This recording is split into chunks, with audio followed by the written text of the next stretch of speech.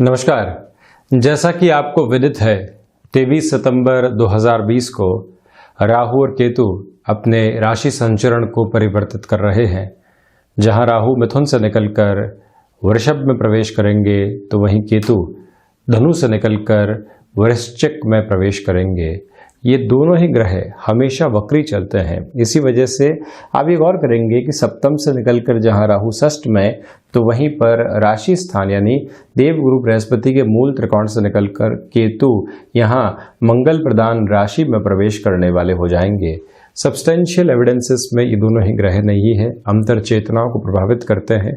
सूर्य और चंद्रमा जैसे ग्रहों को भी ग्रसित करने की ताकत इन दोनों ही छायावादी ग्रहों में रहती है। 18 महीनों के लिए जब ये राशि संचरण निकलकर सामने आने वाला होगा, तो व्यक्तिगत जीवन में धनु राशि के जातक स्वयं के लिए क्या परिवर्तन अनुभव कर पाएंगे, कौन से क्षेत्र विशेष में सावधानी की आवश्यकता रहेगी और कौन से क्षेत्र विशेष में तेजी से कार्य किया जा सकता है। मैंने जैसा कि कहा भी है कि ये परिवर्तन कर्क राशि के लिए, मीन राशि के लिए तथा धनु राशि के लिए महत्वपूर्ण स्थितियों को निर्मित करने वाला होगा, एक मजबूत पोजीशन देने वाला होगा। इसके पीछे वजह है, आप देखें कि यहाँ बृहस्पति प्रधान राशि के लिए राहु 6th हाउस में, जहाँ रोग और शत्रुहंता की स्थितियों को बना देते हैं, शुक्र के राशि स्थान में प्रवेश कर जाएंगे। एक समय आपके लिए चला मार्च 2019 से 23 सितंबर 2020 तक का, तो अब जो जर्नी 12 अप्रैल 2022 तक चलेगी वो बिल्कुल डिफर अप्रोच के अंदर है। जो शत्रु लंबे समय से परेशान कर रहे थे, जो स्वास्थ्य के साथ में एक नकारात्मकता चल रही थी, या जो कर्ज से संबंधी स्थितियां मन मस्तिष्क को घेरे हुए थी, जिसका समाधान नहीं निकल पा रहा था, यहाँ पर राहु अपने प्रभावों को अलग तरीके से देंगे। देखिए, प्रथम त्रिक भाव है, 3 त्रिक भावों में से 6th हाउस जो है ये प्रथम त्रिक भाव है, और वहीं पर षष्ठ की उपमा भी इस भाव को प्राप्त है। जब हम द्विस्वभावी राशि की बात करते हैं, यानी कि बृहस्पति प्रधान धनु राशि की चर्चा करते हैं, तो सबसे पहले आपकी अप्रोच में एक फ्लेक्सिबिलिटी बहुत ज्यादा रहती है। एक्सेप्टेबिलिटी का जो हायर लेवल है वो नहीं रहता, किंतु फ्लेक्सिबल अप्रोच रहती है।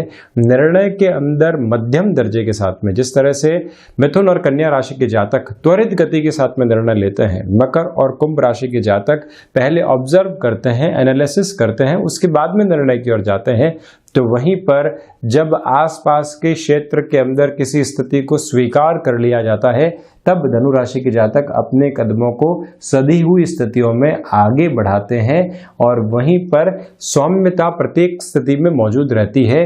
ये है बृहस्पति प्रधान राशि का गुण। और वहीं जब शुक्र प्रधान राशि में राहु रहते हैं, तो जो प्रेजेंटेबल अप्रोच है, जो भौतिकता के साथ में चल रहा जीवन है, वहां पर अपने इम्पैक्ट को अलग तरीके से लेकर आते हैं। तो दूसरे स्तर पर आप देखेंगे कि केतु द्वादश में मोक्ष कारक स्थितियों का निर्माण करते हैं, और मोक्ष कारक ग्रह ही है। इसका अर्थ यह है कि सामाजिक सरोकारों के अंदर जहां जहां व्यक्ति को कुछ न कुछ करने की आवश्यकता है, केतु व्यक्ति विशेष को वहां एक अच्छी ख्याति को भी दिलवाने वाले हो जाते हैं। विदेश संबंधी कार्य जो लंबे समय से अटके हुए हैं, वहां पर भी एक तीव्रता आ पाती है। वहीं आप ये भी देखेंगे कि 20 नवंबर 2020 के बाद से जब देव गुरु बृहस्पति नीचस्थ स्थितियों में मकरस्थ प्रवेश कर जाएंगे, तो इनका दृष्टि निक्षेपण राहु के ऊपर रहेगा, और राहु की दृष्टि यहाँ देवगुरु बृहस्पति पर रहेगी, जहां शनिदेव भी साथ में स्वराशि स्थान में ही चलायमान है। इसी वजह से आपको 7.5 का जो अंतिम प्रवास काल है वो भी चल रहा है। जब 7.5 का अंतिम प्रवास काल हो, शनिदेव वत फल करने वाले राहु यहाँ रोग और शत्रुहंता बना रहे हों, तो ऐसे स्तर पर हम शुरुआत करते हैं उसी भाव के साथ में जहां राहु चलायमान रहेंगे 12 अप्रैल 2022 तक। तो ऐसी स्थितियों में जो शत्रु आपको परेशान कर रहे थे, मान लीजिए व्यापारिक जीवन के अंदर चल रहे हैं और वहां पर किसी न किसी स्तर के ऊपर बारंबार कॉम्पिटिटर्स जो हैं आपको परेशान कर रहे थे, रेट को लेकर क्लैशेस निकल कर आ रहे थे, या कोई भी ऐसे विवाद उत्पन्न किए जा रहे थे जो परोक्ष और प्रत्यक्ष तौर के ऊपर विद्रोह को दर्शाने वाले होते हैं। राहु यहां आते ही ऐसी सारी ही खुराफातों को नगण्य करने वाले हो जाते हैं। या तो मन में इतनी स्थिरता आ जाए कि व्यक्ति ऐसी सारी स्थितियों को स्वयं साइडलाइन करना सीख ले, और दूसरी ऐसी स्थिति आ जाए कि जहां मुखर होकर सामना करके अगले व्यक्ति को जवाब दे पाए कि ये वस्तु स्थिति सही नहीं है, ये कार्य करने की शैली सही नहीं है। कई बार व्यक्ति अपने कर्म को इतना प्रखर कर देता है कि अगले व्यक्ति विशेष को जवाब मिल जाता है कि मेरा ये तरीका कतई सही नहीं है, और हम स्वयं के क्षेत्र विशेष के अंदर एक नया नाम रख पाते हैं। और राहु सबकॉन्शियस अप्रोच में ऐसा ही प्रभाव देने में एक वरद हस्त व्यक्ति को देते हैं। तो इसी वजह से शत्रु यहां पर साइडलाइन होते चले जाएंगे। नौकरी पेशा जीवन के अंदर जो कलीग्स किसी न किसी शक्ल के अंदर परेशान कर रहे थे, आपके प्रत्येक किए गए कार्य में एक कॉन्स्पिरेसी निकल कर आ रही थी, और ये इंतजार किया जा रहा था कि कोई कार्य थ्रेशोल्ड के ऊपर पहुंचे और हम रिकॉग्निशन लेने के लिए तैयार रहें, हम उच्च अधिकारियों के सामने ही बात रखने को तैयार रहें कि हमारा भी उस काम में इतना ही हस्तक्षेप है, जबकि किसी और व्यक्ति की मेहनत को हम पूरे तरीके से नगण्य करने के ऊपर तुले हुए थे। तो जो आपकी मेहनत बारंबार नगण्य हो रही थी, राहु उन सारी ही नेगेटिव अप्रोचेस को दूर लेते हैं, और आपको जिस आधार पर सफलता के सिरे के साथ में नाम जोड़कर मिलना चाहिए, वो भी वृद्धि के संकेतों के साथ स्पष्ट तौर पर मिल पाती है। और शुक्र जो कि स्वयं भौतिकता के साथ में, शुक्र जो कि चमक दमक के साथ में, और शुक्र जो कि एक प्रेजेंटेशन की स्किल्स के साथ में चलने वाले होते हैं, और शुक्र के राशि स्थान में जब राहु हो तो वहां पर एक वृद्धि भी आपके लिए निकल कर आती है। ये एक स्पेसिफिक लेवल की अप्रोच आपके लिए रहेगी। तो वहीं स्वास्थ्य में लंबे समय से कोई रोग परेशान कर रहा था, स्वास्थ्य में नर्व्स को रिलेट करते हुए प्रॉब्लम्स परेशान कर रही थी, वहां आपको सॉल्यूशंस मिल सकते हैं। वात और पित्त संबंधी रोगों से आप परेशान थे और मन के भीतर की इच्छा शक्ति उसका समाधान देने में सक्षम नहीं थी, हम कहीं न कहीं घबराहट के साथ में थे। राहु प्रथम त्रिक में आते ही ऐसे स्वास्थ्य संबंधी जो नकारात्मक असर होते हैं वहां पर भी संबल देने वाले हो जाते हैं। इस एक प्रवृत्ति को आप स्पष्टता के साथ में लेकर चलिएगा। तो वहीं ये भी ध्यान रखा जाना आवश्यक है कि कर्ज संबंधी स्थितियां जो लंबे समय से परेशान कर रही थी, मन के भीतर कहीं न कहीं उसको लेकर अज्ञात भय था, वो अज्ञात भय भी यहाँ पर कम होने वाले होंगे। इसका अर्थ क्या है? 6th हाउस में जैसे ही राहु आए, सबकॉन्शियस के अंदर जो डर बने हुए हैं वहां एक स्पष्टता मिलनी शुरू हुई कि नहीं, जो ऋण बने हुए हैं इतने वर्षों के बाद में हम इसको चुका देंगे, लगातार इसके लिए चल रहे हैं और हम सिस्टमेटिक अप्रोच में अपने कामकाज को बढ़ाते हैं। जो आंतरिक शत्रु हैं, ऐसे संशय रूपी आंतरिक शत्रु, आलस्य रूपी आंतरिक शत्रु, आगे क्या होगा रूपी आंतरिक शत्रु जो नकारात्मकता के साथ में चलते हैं, राहु उन सारी ही स्थितियों को हन्य करने वाले यहां पर हो जाते हैं। इसी वजह से जहां ऋण संबंधी गतिविधियों में स्पष्टता आ गई, वही व्यक्ति ने 50% विजय हासिल कर ली, और राहु ऐसी विजय के सिरमौर के रूप में जाने जाते हैं। इस क्लैरिटी को आपके साथ में महसूस करने की ताकत भीतर तक आप रख पाएंगे। ये एक स्तर। तो वहीं 5वीं दृष्टि से जब राहु कर्म भाव को देखेंगे, अब यहां पर एक रोचक स्थिति है। देखिए, बुध के राशि स्थान को देखेंगे, कर्म भाव को देखेंगे, कर्म के साथ में राहु का संबंध जब भी होता है तो वहां भ्रम उत्पन्न होते हैं। आप किसी एक कार्य की ओर निरंतर तौर पर चल रहे हैं, नौकरी पेशा जीवन है, व्यापारिक जीवन में डिस्टर्बेंसेस दूर दूर तक भी नहीं है। कोई व्यक्ति विशेष आता है और कहता है कि आप हमारे साथ इस काम काज में जुड़ जाइए, बिल्कुल नया वेंचर है, स्टार्टअप का नाम दिया गया है, आपको लगता है कि मैं इस ओर चला जाता हूँ, एक सिस्टमेटिक प्रोग्रेस में आपकी जॉब चल रही है, आप उस ओर जाने की शुरुआत कर देते हैं। मालूम चलता है कि अभी मेरे लिए ये जगह मुफीद नहीं थी, मेरे लिए कार्य इतना सार्थक नहीं था। ये नेगेटिविटी कई बार घेरने वाली हो जाती है। स्वयं को ऐसी सारी ही प्रवृत्तियों से आपको दूर रखने की और दूर रहने की आवश्यकताएं रहेंगी। कोई भी कार्य की ओर जा रहे हैं, जहां संशय हो वहां स्वयं को रोक दिया जाए। इन 18 महीनों के लिए इस मूल मंत्र को अपने साथ में रखा जाए कि जहां भ्रम होंगे मैं वहां पर जब तक अपनी पोजीशंस को रीचेक नहीं कर लूंगा तब तक जाने वाला नहीं होऊंगा। प्रबंधन के साथ में अति आत्मविश्वास से आप बचिएगा। बुध जो कि प्रबंधन की स्थितियों के साथ में जाने जाते हैं, शुक्र के राशि स्थान में चलायमान होके राहु जो प्रबंधन के भाव को देखने वाले होंगे, तो मिसमैनेज करने वाली अप्रोचेस निकल कर नहीं आए। हम जहां पर भी एकल बूते अति आत्मविश्वास में चलने वाले हुए हैं। ह्यूज बैंक है हमारे पास में एक्सपीरियंस का, जिसके बूते हम मैनेजमेंट के बड़े से बड़े डिसीजंस लेने वाले रहे हैं।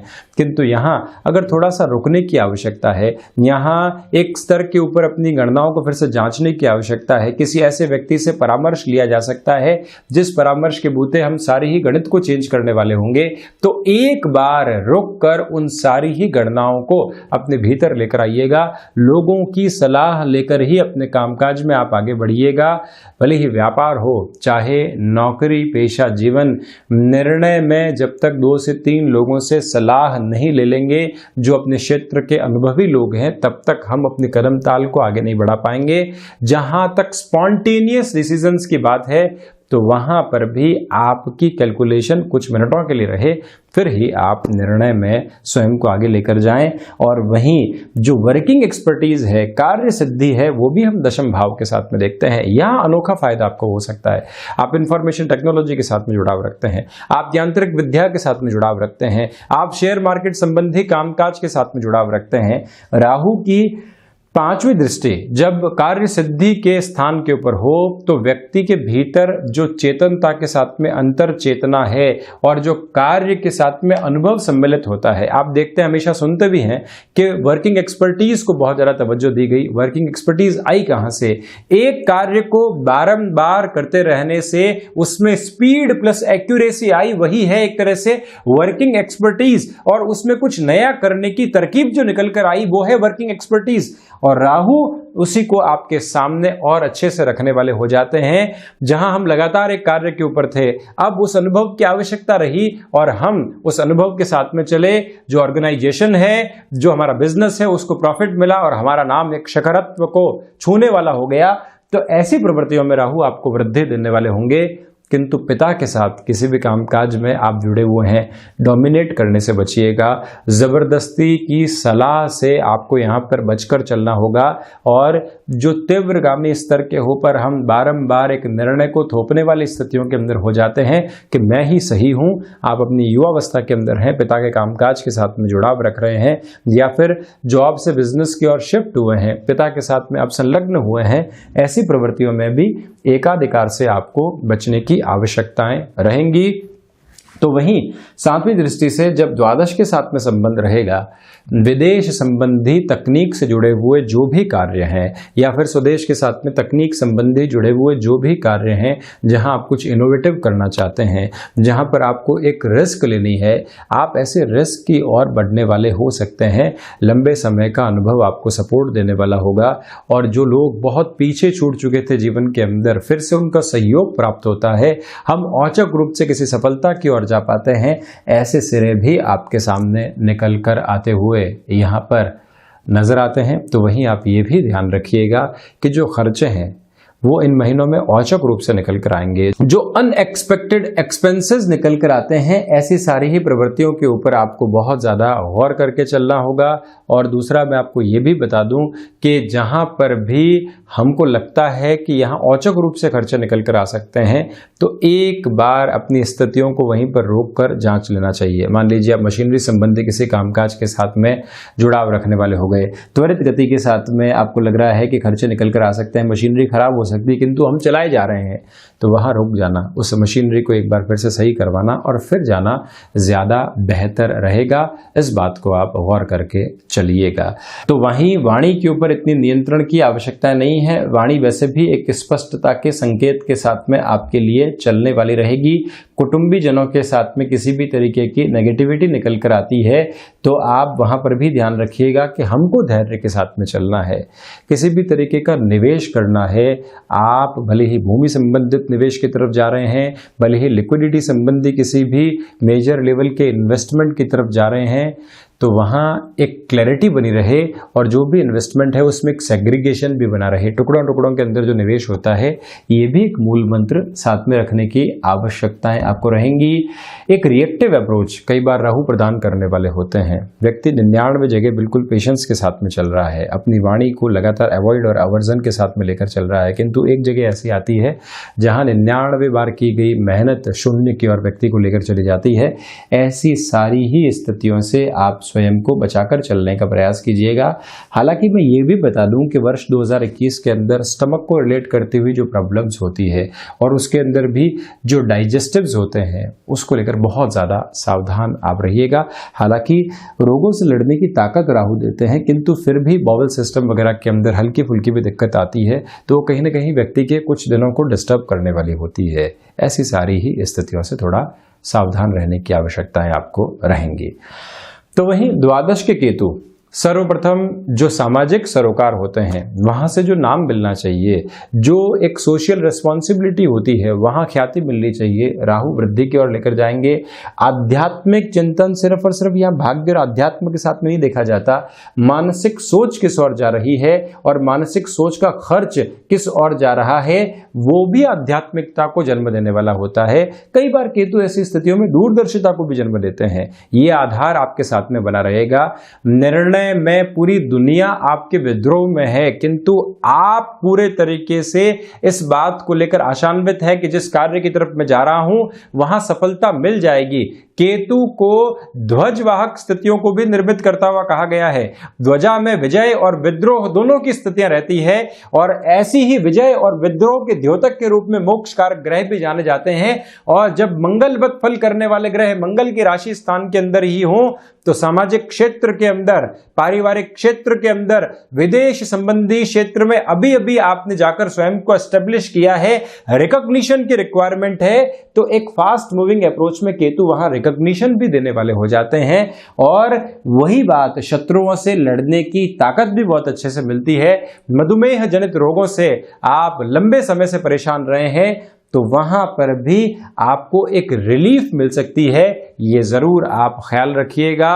तो जहां हमने एक विद्रोह के साथ में चलना शुरू किया और उस विद्रोह में सत्यता है, तो ये दोनों ही ग्रह वहां आपको स्पष्ट तौर के ऊपर मदद देने वाले भी हो सकते हैं। तो ये था धनु राशि के जातकों के लिए राहु और केतु का होने वाला ये राशि संचरण और परिवर्तन 7.5 के अंतिम प्रवास काल के साथ में आप चलायमान है। शनिदेव की उपासना और आराधना को जीवन में बहुत अच्छे से जगह दीजिए। प्रत्येक मास शिवरात्रि के ऊपर दुग्धाभिषेक, जलाभिषेक शिव मंदिर जाकर किया जाए, घर में ही शिवलिंग हो तो वहां पर किया जाए। चंद्रशेखर अष्टकम या रुद्राष्टाध्याय का जो भी अध्याय आपको कंठस्थ हो उसको भी निरंतर आपको वाचन की ओर जरूर जाना चाहिए। प्रत्येक सोमवार, शनिवार ये विधि आप अगर दोहराते रहते हैं तो मन में संतोष का भाव अविचलित तौर के ऊपर प्रवाहमान रहने वाला रहेगा। और ये जो परिवर्तन आ रहा है सकारात्मक तौर पर आपके लिए एक नवीन संबल लेकर आ रहा है, जिसको आनंदित तौर के ऊपर अनुभूतियों में भी आप जरूर लेकर आएं। तो ये था धनु राशि के जातकों के लिए ये वृतांत जो हमने यहाँ प्रस्तुत किया। हम ऐसी ही चर्चाओं के साथ में हाजिर होते रहेंगे। धन्यवाद और कोटिशः आभार।